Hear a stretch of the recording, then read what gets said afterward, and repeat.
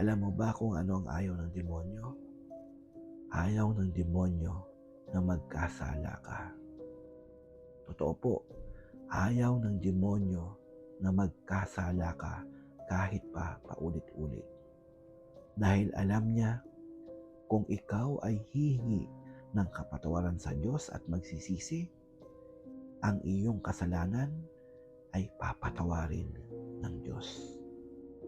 Alam mo kung anong gusto ni Satanas na makita niya sa iyo na gagawin mo?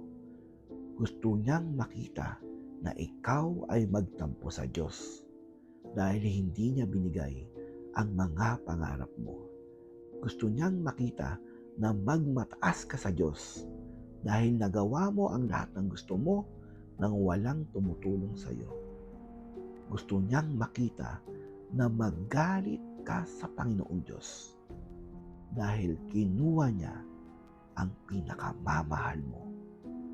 At sa huli, gusto niyang makita at hindi mo napapansin na kayo ay pareho na.